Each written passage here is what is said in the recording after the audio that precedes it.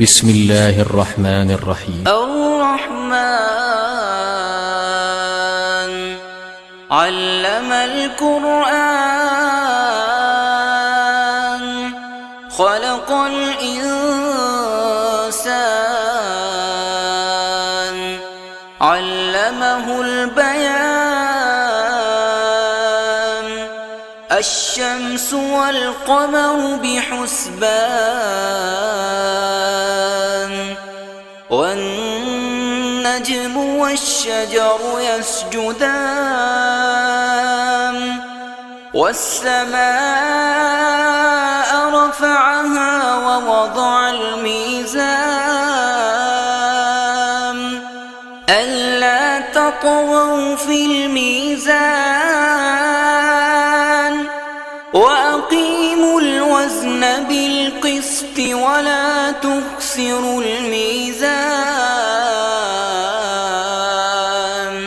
والأرض وضعها للأنام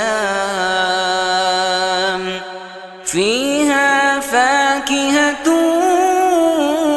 والنخل ذات الأكمام والحب ذو العصف والريحان فبأي آلاء ربكما تكذبان خلق الإنسان من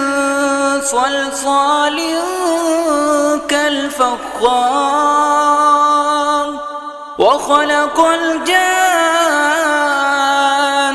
من مارج من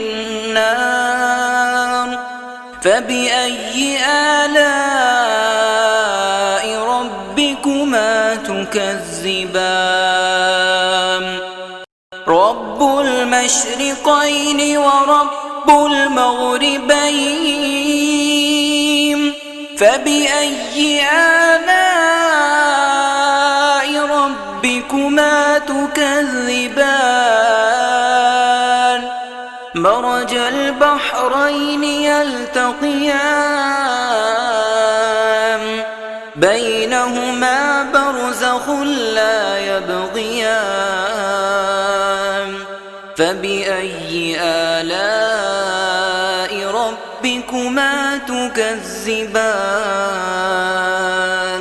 يخرج منهما اللؤلؤ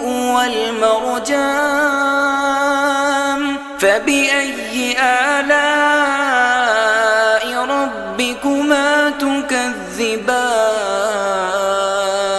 وله الجوار المنشآت في البحر كالأعلام فبأي آلاء